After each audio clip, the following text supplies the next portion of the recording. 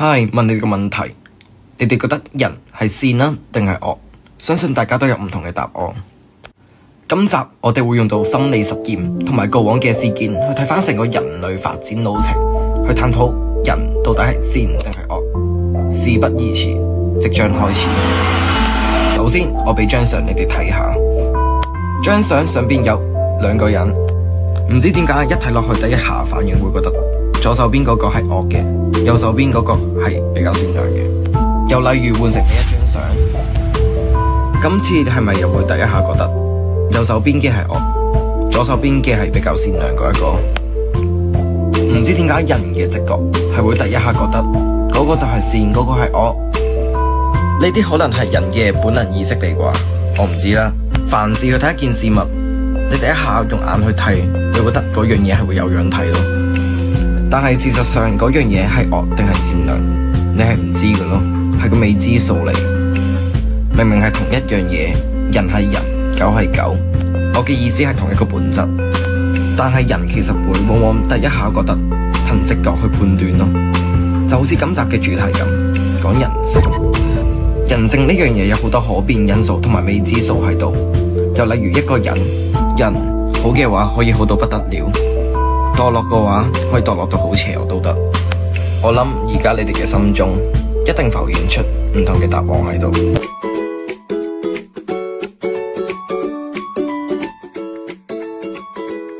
Hello， 呢度係 Chill Talk Studio。今日我哋嚟講下人善定係惡。相信大家對南京大屠殺並唔陌生。喺1937年12月，日軍攻陷南京，引發咗連續6個星期嘅南京大屠殺。呢一場稱之為東方浩劫，造成超過30萬中國平民同士兵死亡，無數嘅婦女遭受暴力性侵。成個事情慘不忍睹。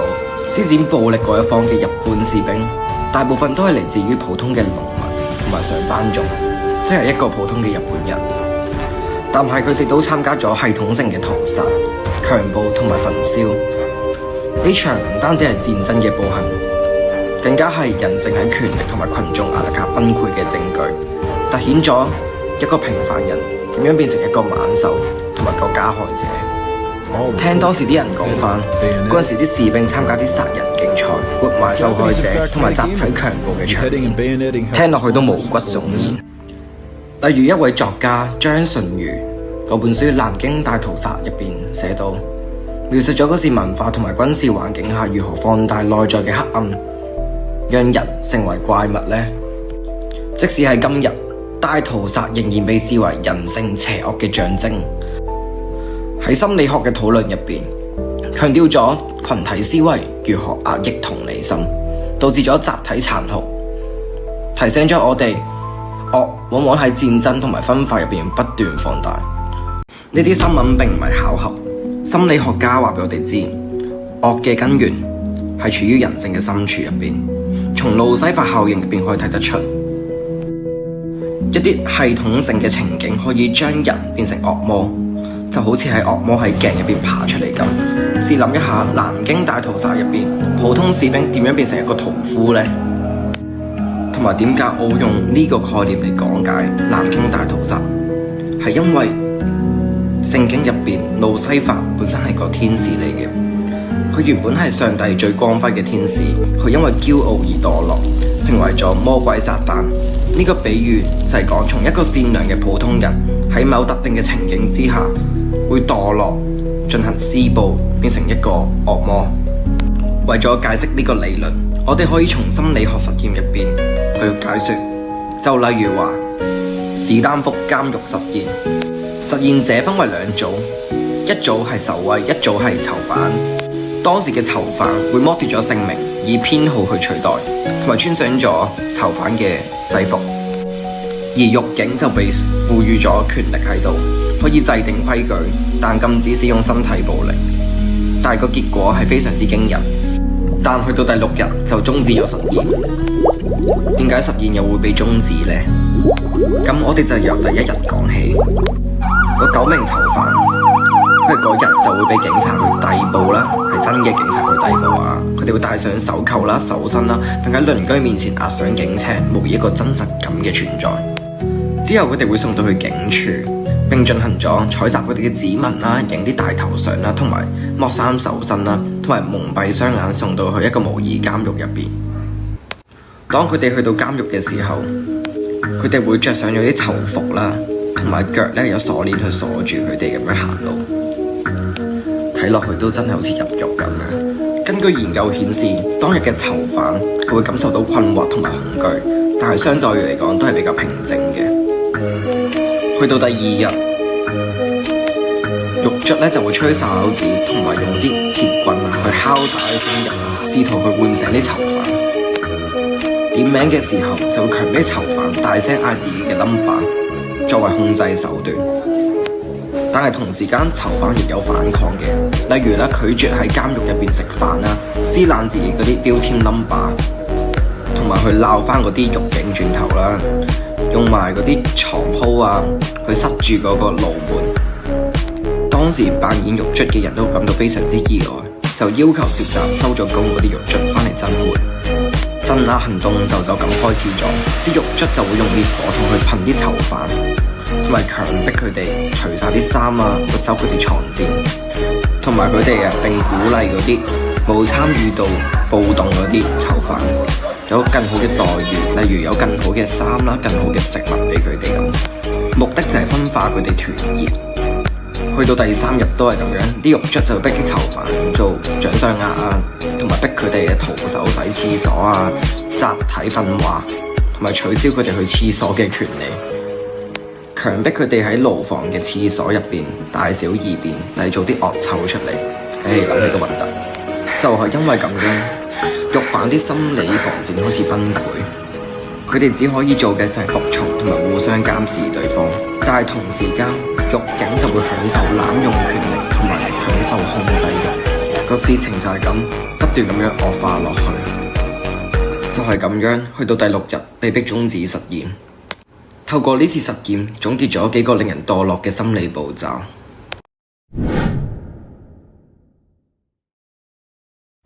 透過微小嘅細節位，個獄警着上制服，同埋個場地係監獄，咁樣會不知不覺地進入咗個角色。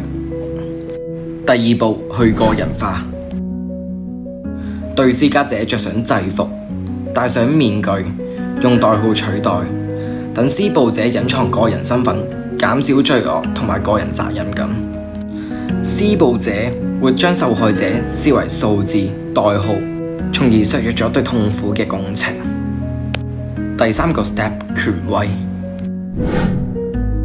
喺實驗入邊，獄警認為自己唔應該被少於自己權威嘅人糟蹋，佢哋認為自己嘅道德責任應該轉嫁俾實驗中嘅觀察者，即係嗰班心理學家、科學家佢哋。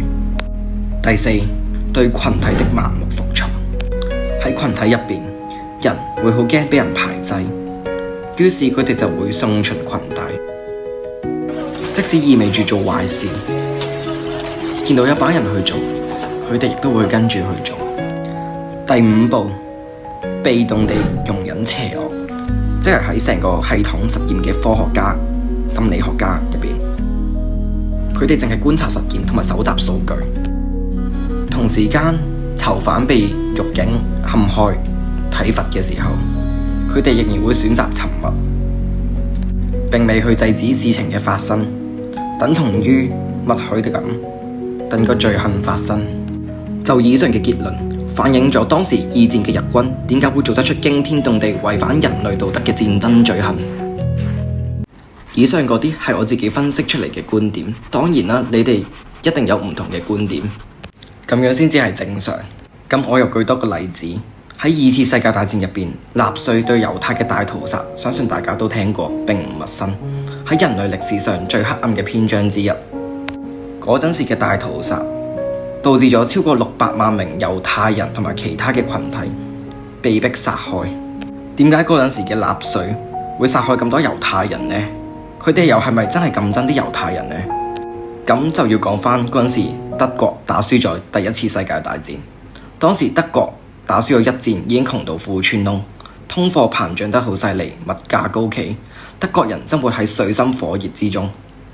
喺嗰陣時，德國經濟最困難嘅時期，猶太人通常會被指為操控咗金融同埋商業，正因為咁樣，就會俾當時某部分嘅德國人仇恨佢哋同埋想排擠佢哋，直到希特拉上台，仇恨加劇放大，同埋當時嘅納粹意識形態強調亞利安人係比較強嘅人種，最強嘅民族，佢哋會通街散播啲反猶思想，深入地埋落咗反猶嘅種子，所以喺希特拉嘅執政期間，建立咗好多嘅集中營去關押啲猶太人，強迫佢哋工作到攰死，甚至乎攞佢哋嚟做人體實驗，以及不為人道嘅屠殺。如果淨係從喺心理學角度可以去點樣解釋呢？因為希特拉佢都參與過第一次世界大戰，亦都上過前線當過兵，但係一戰嘅戰敗令佢感受到挫敗感，佢歸咎於猶太人呢個種族，將猶太人視為敵人，並將幕後黑手歸納於猶太人所為。慢慢到佢執政嘅時候，呢樣嘢會變成咗一個仇恨嘅意識形態。佢通過強化宣傳啦，對群眾加深咗對反猶嘅認知。心理學入邊有個理論叫做替罪羊理論，即係揾人孭飛，將社會問題歸咎於少數群體，以緩解集體嘅焦慮。同埋對希特拉而言，佢身為一個獨裁者，服從權威對佢嚟講係必要嘅。佢要將德國上下一心，聽佢指揮。從群眾壓力同埋集體氣氛環境下，造就咗啲人跟出嚟納稅，避免被排擠。當時德國就上下一心共同反猶，好多參加咗反猶嘅人，佢並非天生邪惡，而係普通嘅士兵、公務員同埋平民。佢哋喺納粹集體權威嘅領導下，默許咗暴力呢樣嘢。我哋亦可以嘗試透過一個實驗，叫做米爾格蘭服從實驗入邊解釋權威嘅必要性。呢個實驗分為兩組人，一組就係老師，叫為受試者；一組叫做學生，係實驗嘅共謀。佢哋係假裝扮演接受測試。首先喺實驗入邊，老師呢就會被要求同學生進行一個記憶測試。如果個學生答錯咗呢，老師呢就會施加電擊，個電嘅電壓由15伏特會增加到可以死人嘅450伏特。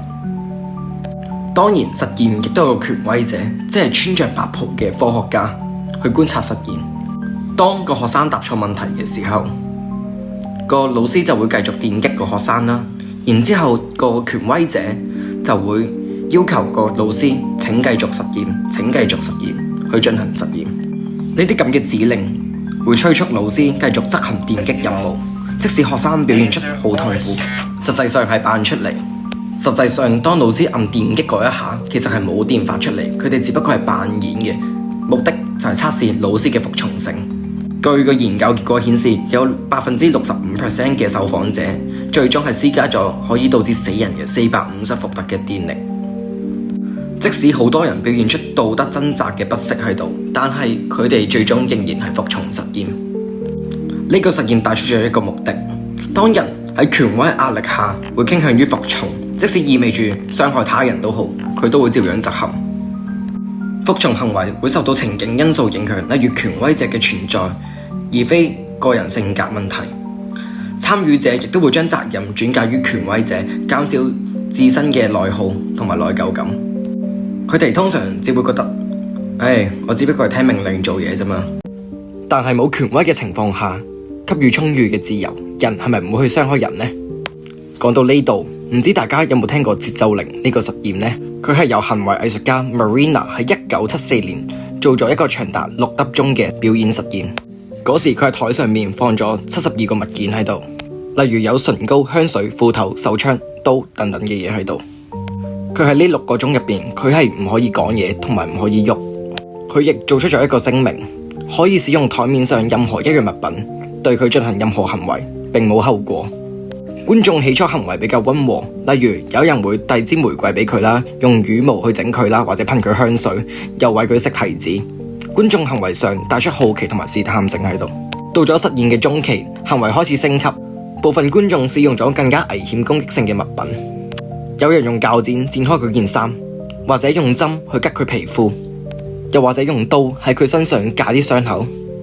即使佢 feel 到好痛，但係佢依然保持住沉默，並唔反抗，但係咁樣做只會令觀眾更加放肆。後來到咗實驗嘅後期，行為變得更加極端而危險，有人用刀喺佢頸上面界咗個傷口，亦都有人除晒佢啲衫。最令人震驚嘅係，有一位觀眾拎咗起上咗膛嘅手槍，放咗喺佢手上邊，並對準佢個頭。佢同納粹唔同嘅地方就係有一個有權威者介入，而另一個係給予人充裕嘅自由，想做乜就做乜。但係兩者對於人性而言，亦都有相似嘅結果喺度。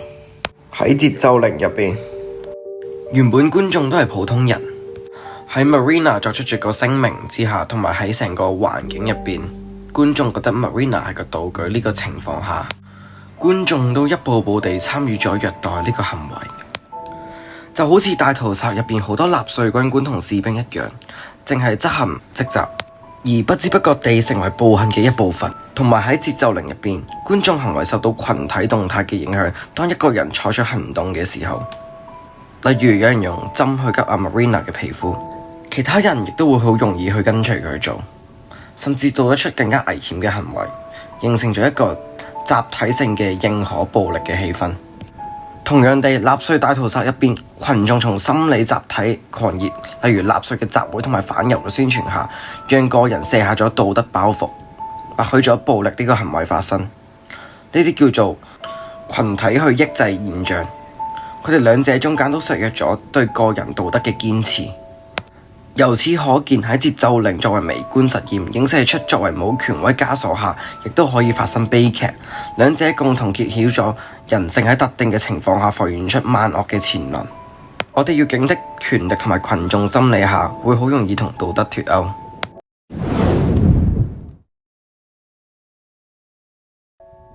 如果鍾意我哋個 channel，你可以 subscribe 同埋 like 我哋。我哋下條片見，拜拜。